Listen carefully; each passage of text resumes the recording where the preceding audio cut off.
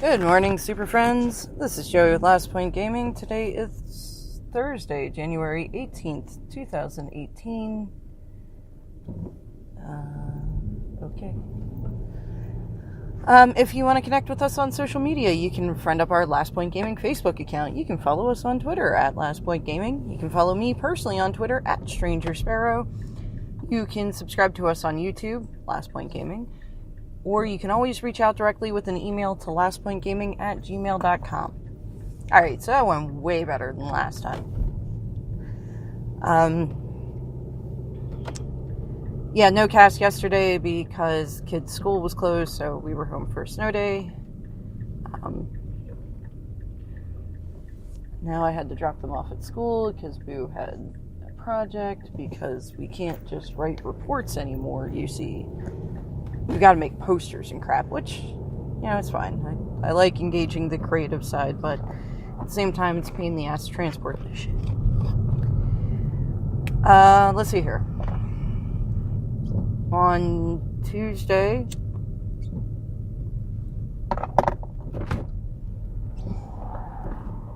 I talked about things I did last weekend, plus the ban announcements, and how I thought that was going to affect the format and all that. And so here we are. I think I'm going to count Thursday's cast as 2 casts because it was almost an hour long, but I don't know. None of you may care about that, so. One thing I was going to bring up, not Thursdays, Tuesdays, on Tuesday, and then didn't get to it. So I talked, I don't know, last week, the week before, about how I had downloaded OBS and got things set up to record gameplay and all that. I still can't get MTGO to work, which there's got to be a way to do it because, all the streamers seem to use OBS. There was that one program that was sponsoring SCG, or SCG was sponsoring them. Not really sure how that relationship worked. With the super weird commercials. But for the most part, it sounds like every streamer uses OBS, so there's got to be a way to configure it with MTGO. I was having trouble, so I Googled it, because I wasn't sure if it was just Liaria was having trouble running everything, or if it was an actual problem with the interconnection between OBS and MTGO, and turns out this is kind of a known issue. So, I gotta poke at that a little bit more, because I may do some Rivals drafting on MTGO.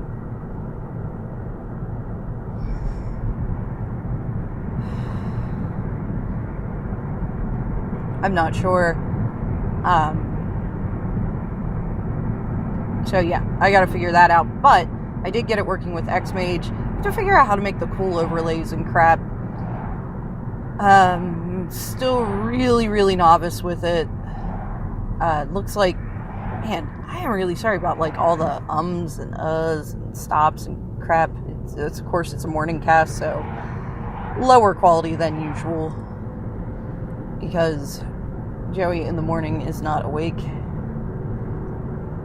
Anyway, there seems to be a YouTube series on using OBS and everything. I'm sure some MTGO streamer at some point had to do a tutorial on how to get it to talk to MTGO.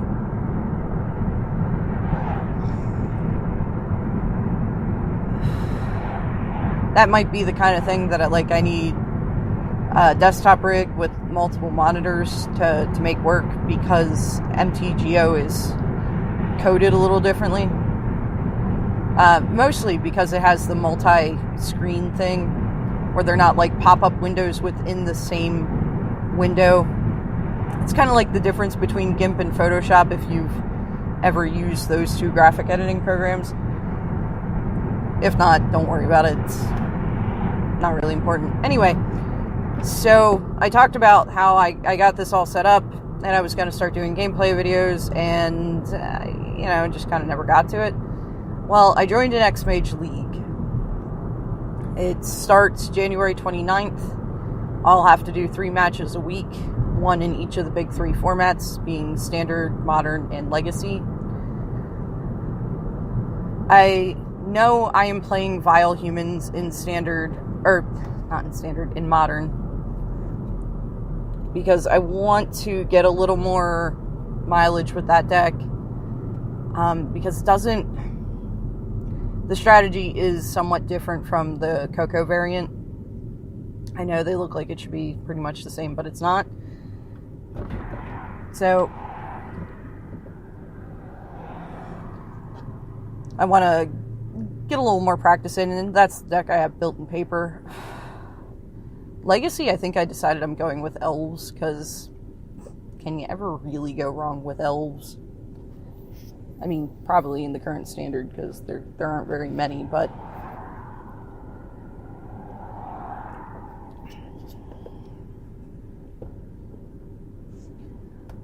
you know, it seems like the kind of deck that I should be able to reasonably figure out. You know, maybe not play it at its top level, but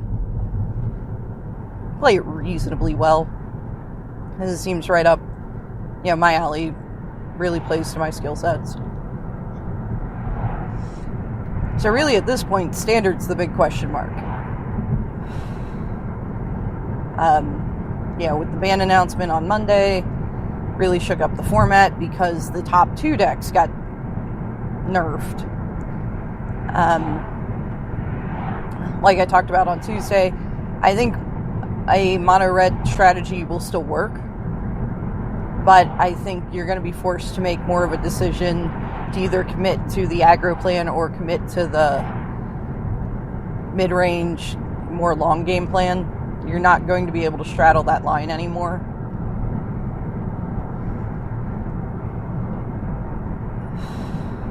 I still really worry about this Rampaging Ferocidon ban. And catching a little bit of Terran's stream yesterday and seeing his opponent get up to 100 life. Yeah. But this does bring Abzan tokens back out of the woodwork. Now, personally, I don't feel that Rampaging Ferocidon completely shut down that deck. The argument, the pushback I've been getting for when I say that I think the Rampaging Ferocidon ban may have been unwise is, well, gaining life doesn't win games. Not in and of itself, no, it doesn't. However, it does give you a distinct advantage over aggressive decks. One that's near impossible for them to come back from.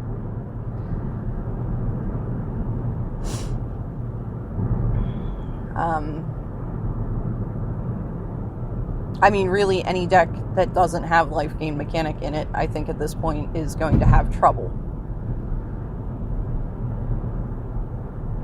Unless you just have a crap ton of removal.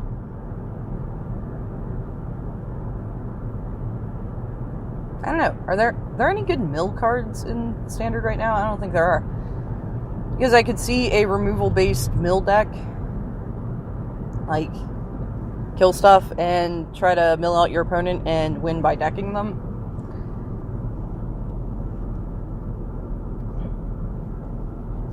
There was somebody at the shop this past weekend telling me that they had a Merfolk mill deck, but I'm not sure how quality it is.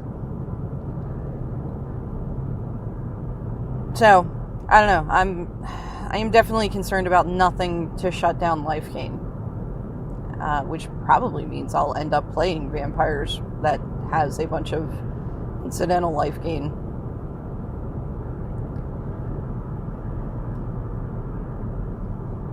So, yeah, I gotta figure out what I'm playing. I went on MTG Goldfish's website last night and was looking at their standard meta decks. Looks like there's this kind of neat Boros aggro deck that I think I have everything to slam it together for tomorrow night.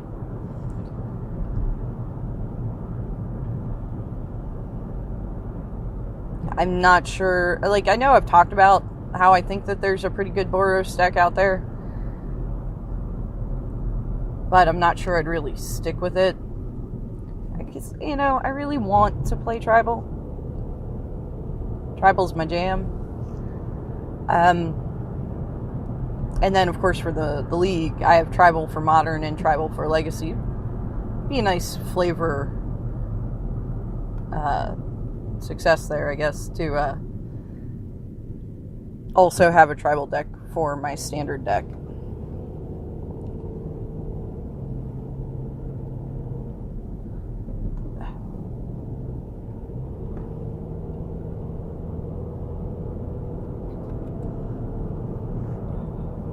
So, Merfolk is looking pretty fun, but I don't like playing blue. This is not a color that really works well with me.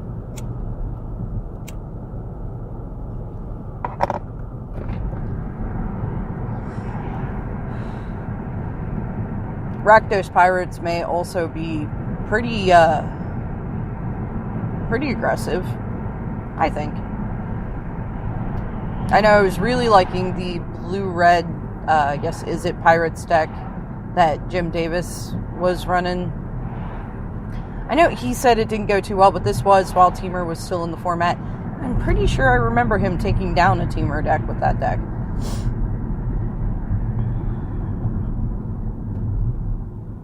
But it just seemed crazy fast, and the big problem with it, of course, is the mana base, and really, that is the big problem in the current format. Now, we do have the, what do you call them? The buddy lands come into play tapped unless you already control a land of the type of mana it can produce. Well, a basic land, I guess it doesn't have to be basic, but a land like Glacial Fortress comes into play tapped unless you control a plains or an island. It produces blue and white. And we do have the fast lands.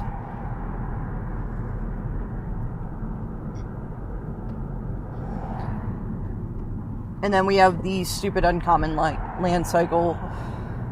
Just comes into play tapped.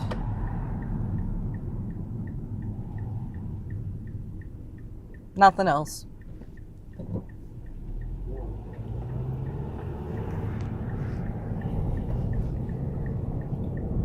And I guess we have the cycling lands. They come into play tapped, but can be cycled. But I think irrigated farmland is really the only one of those seeing play in standard, because that works out more in a slower control type strategy. I mean, we always got unknown shores, right? And there is unclaimed territory for if you're playing a tribal strategy. But I know Jim was complaining that he would ideally like to run less lands in the deck. Unfortunately, because of the mana base he had to work with, he had to run, I think it was 22, when really the curve of that deck is a 20 land deck.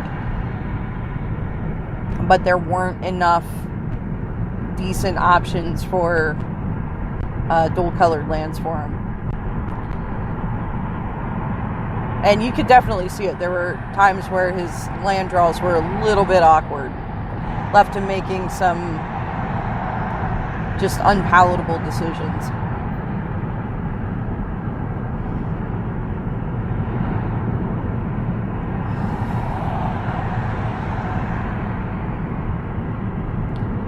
So yeah, I'm not 100% sure what I'm going to do. Probably something in enemy colors, because I like the check lands, or buddy lands, whatever the hell you call them. I don't know. We have so many names for the different lands. I mean, the fast lands are great up until turn 4, which is usually when mine show up. As much as I haven't really enjoyed playing Ramionap Red, it is nice to be on a monocolored deck and not have to worry as much, because it is in some ways almost a dual colored deck, in that almost half your lands either don't produce colored mana at all, or it's pain land.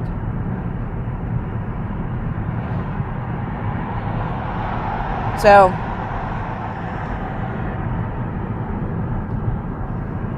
I mean, the good news with Mono Red now is without Ramunap Runes, like I said before, you can drop the Sun-Scorched Deserts. They're not really worth it anymore. I mean, they were in there pretty much to fuel Ramunap activations without having to sack the Ramunap itself.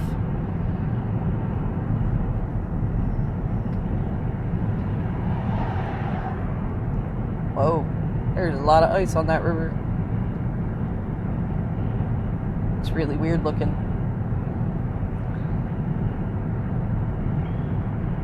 I should slow down. I'm speeding. I don't like speeding. There we go.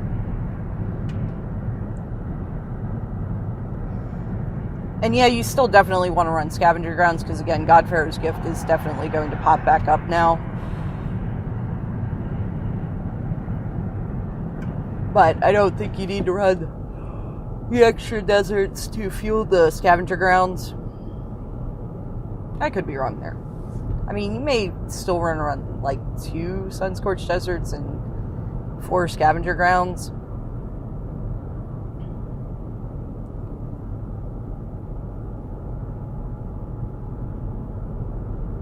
But there's not a whole lot. Well, I guess we got the new vampire that comes back from the graveyard. There's not a whole lot of graveyard recursion outside of, well, no, actually, yeah. The entire Amonkhet block has the Embalm and Eternalize mechanic.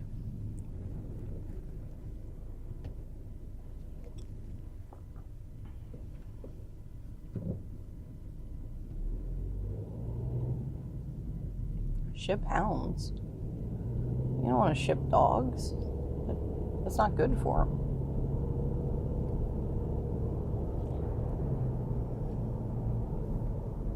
So, yeah, I'm not entirely sure what I'm going to end up on this standard season. I have to see things shake up a little more and see how it's all going to go. I mean, I really hated Teamer Energy, so I guess I just wanted to see more of a kneecapping to it than a subtle pruning. So I'm trying to withhold judgment on how effective the 2 bans on energy are going to be until we see the format go on a little bit. I think messing with that deck's consistency at all really slows it down.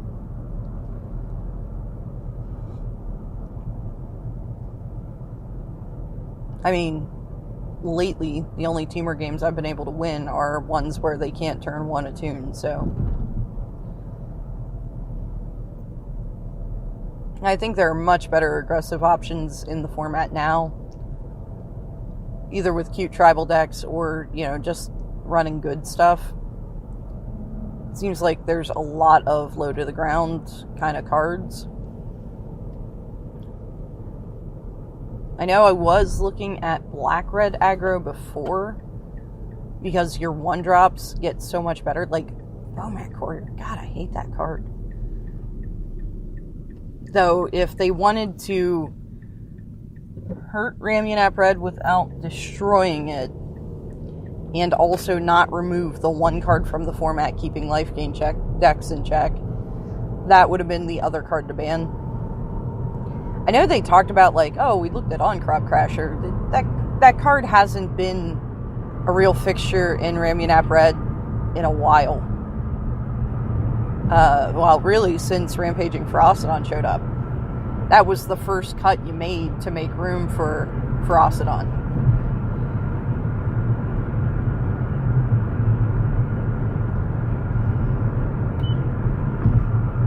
Because it's a really low impact card. You're lucky if you get to swing in with it once. because any removal spell in the format hits it.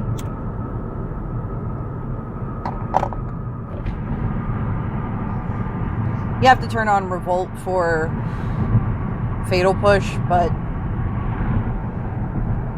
And the other thing is, with the so much ability to create blockers at instant speed, between Adanto the First Fort and Whirler Virtuoso and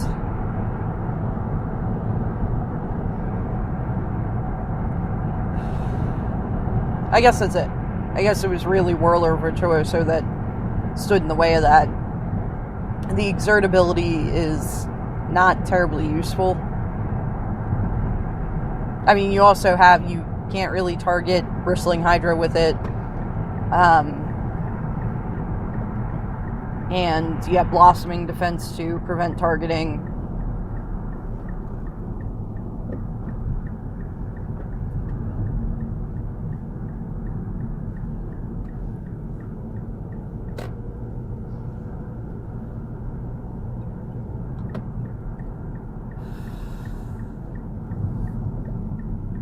So, yeah, it never seemed really that impactful in Red. And being that they haven't gotten rid of any of those cards, I don't even see it being a possibility of coming back with the bans. So, Bomat Courier would have been a good hit because it was one of the better 1-drops in Red. Well, and it's not even in Red, it's an artifact, but you need Red to activate it. And it's what made Ramyanap care a lot less about Settle the Wreckage.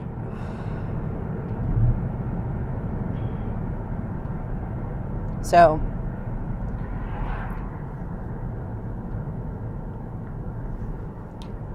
I think taking that card would have definitely slowed down Red and made it less consistent. And again, not removed the life gain nerf. And I really still don't see Rampaging Froston as that difficult a card to deal with.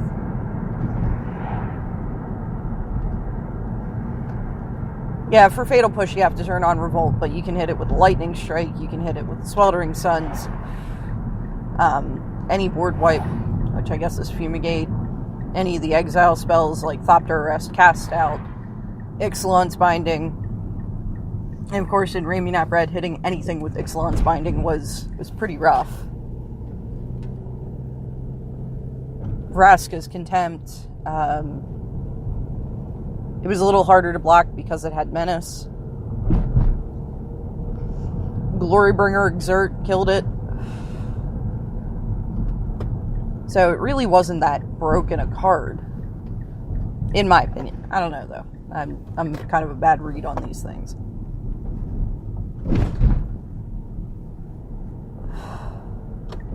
And it was across the board effect.